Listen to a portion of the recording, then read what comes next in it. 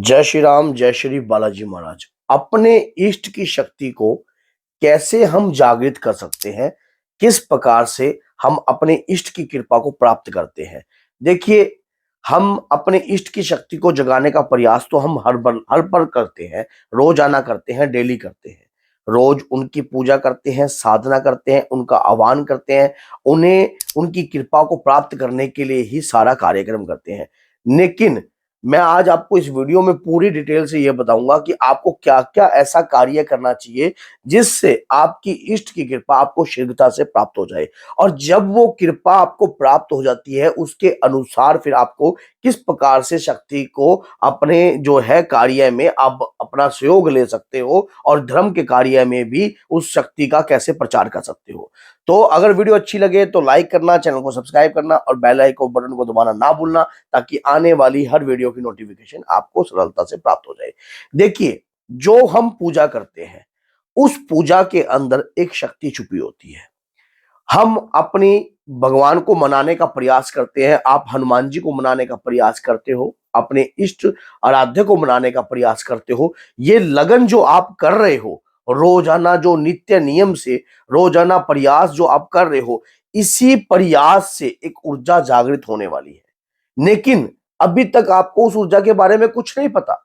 आप अपने कार्य को कंटिन्यू दैनिक जीवन के अनुसार कंटिन्यू कार्य कर रहे हो, और ये कार्य जो है आपको, अगर आप लगातार करते हो तो इसको कभी छोड़ना नहीं चाहिए।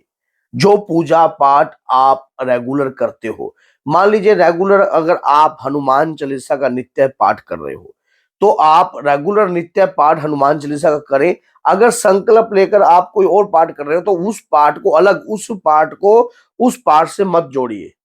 जो अगर आप कोई नया पाठ कर रहे हो तो आप सोचते हो कि मैंने ये शाम को तो पूजा करनी ही है या 2 घंटे बाद मैंने पूजा करनी है, तो जो आपने नित्य नियम अपना बनाया है, जो लगातार पाठ पूजा का नित्यम नियम बनाया है, उस पूजा को तो आपको करना चाहिए।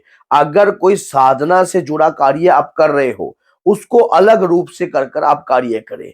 आप मान लीजिए रोज माला जपते हो, 3 माला रोज जाप करते हो, तो वो भी कीजिए।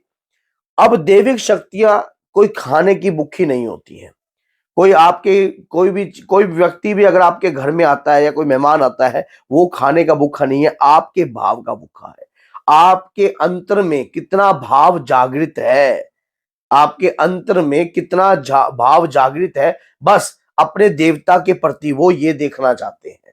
अगर आप नित्य नियम से अपने दादा हनुमान को मंगल और शनि का भोग लगाते हो, और ये भोग जो है आपने स्वयं चुना है इस भोग को बनाने का, और स्वयं आप इस भोग को बनाकर उनको भोग भी लगा रहे हो, तो अपना काम किसी और व्यक्ति को कभी मत दीजिए।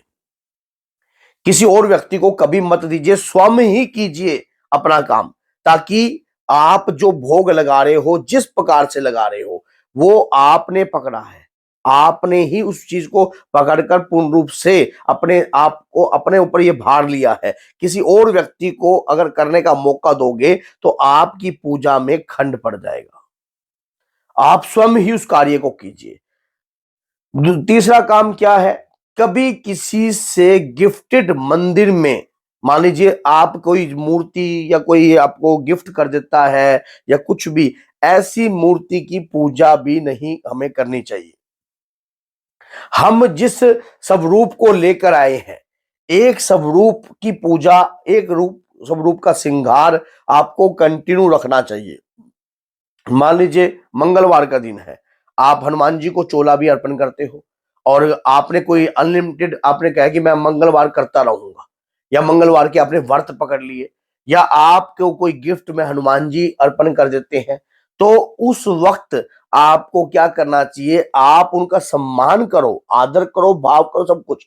लेकिन अपने मंदिर में जो स्वरूप आप अपने अपने पैसों से परचेज किया है, एक स्वरूप ऐसा रखिए जो आपके पैसों से ही हो, और उन्हीं की ही सेवा आपने करनी है, उन्हीं की ही कृपा आपने प्राप्त करनी है। और ये नहीं है कि आप सारे हनुमान जी इकट्ठे कर लोगे, आप बहुत सारे हनुमान जी आपके मंदिर में इकट्ठे कर लोगे, लोगों को गिफ्ट दी हुई। मैं एक भक्त के घर गया था, तो वो कहता है कि मैं 30 साल से बालाजी मैं जाता हूँ और बालाजी की पूजा याचना साधना करता हूँ, लेकिन 30 साल से, और वो पूजा पता है किन मूर्तियों की कर रहा था? जो लोगों ने उनको गिफ्ट की हुई है, सम्मानित देकर और देकर, अपने कोई मूर्ति नहीं लगाई हुई थी मंदिर में, उन मूर्तियों की पूजा कर रहा था।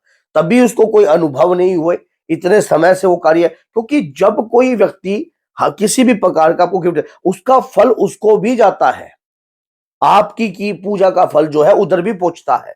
तो इसीलिए किसी की गिफ्टेड चीजों की पूजा जो है, आपको मान सम्मान आप सभी का कीजिए। लेकिन पहली बात तो देवी देवता का अगर कोई गिफ्ट करता भी है, तो आप अपने ड्राइंग रूम में या ऐसी जगह पर उन्हें सम्मान पूर्वक आप स्थान दीजिए। लेकिन अपने मंदिर के अंदर, अपने मंदिर में अपने देवता को जो आप मार्केट से स्वरूप लाए हो, उन्हीं की पूजा कीजिए।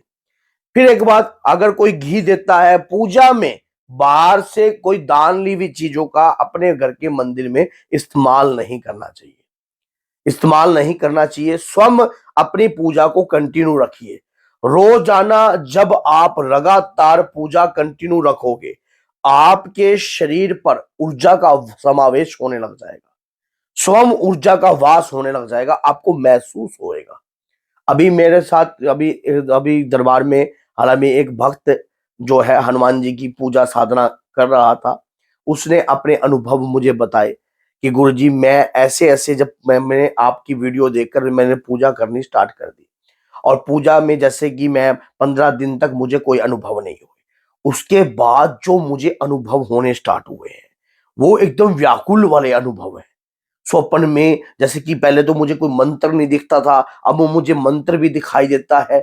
अब मुझे ऐसा दिखता है कि जैसे कोई कोई मंत्र की शक्ति आपको, मानो आप मुझे कोई मंत्र दे रहे हो, आप मानो वो मंत्र देते हुए जो आपने वीडियो में बताया, पहले तो हम इन सपनों को वैसे ही इग्नोर समझ लेते थे, वैसे ही इनका कोई वो नहीं करते थे, लेकिन वीडियो से इतना ज्ञान प्राप्त हुआ है, जो वीडियो में बताया वही चीज स्वप्न में भी हमें प्राप्त हो रही है।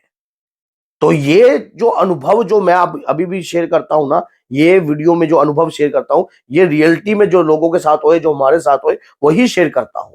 अब धीरे धीरे आपके शरीर पर जब ऊर्जा आने लग जाएगी, आपके इष्ट सिर्फ आपकी भक्ति को देखते हैं। आप कभी भी अपनी शक्तियों का बखान ना कीजिए।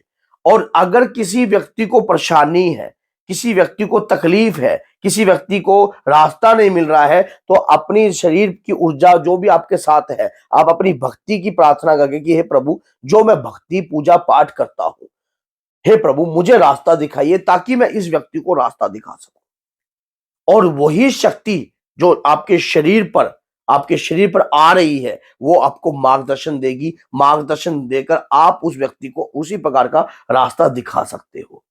अगर उसको बता सकते हो भाई, तू अपने परिवार में अगर समस्या में है, तो आप 41 दिन सुंदरकांड का पाठ कर लीजिए, या इस प्रकार का कार्य करने लग जाइए। देखो मैंने भी इस चीजों से बहुत कुछ प्राप्त किया है। तो जब सामने वाले व्यक्ति को आप इस प्रकार का रास्ता दिखाते हो ना, तो उस व्यक्ति की मन में सोच बदलती है, भाई हाँ हो सकता है। क्योंकि अगर कोई सोचे कि पका पकाया सब कुछ हमें प्राप्त हो जाए और कुछ करना ना पड़े, ये कार्य गलत है। आप उसे चलना सिखाइए, रास्ता सिखाइए, और फिर देखिए आपको तो कृपा मिलेगी मिलेगी, उनको भी कृपा प्राप्त होएगी। क्योंकि आपने अपनी भक्ति को सदुपयोग में लाया है, कोई ऐसे नहीं लाए। आप किसी के कल्याण के लिए, कोई परेशान था, कोई तकलीफ में था, तो आपने उसका मार्गदर्शन करा है। तो इसी प्रकार से आपके इष्ट की कृपा, आपके देवता की कृपा आपके ऊपर सदैव कृपा में रहती है, और सदैव ही दोनों हाथों से आपके ऊपर छत्र छाया जो है आपके इष्ट की बनी रहती है।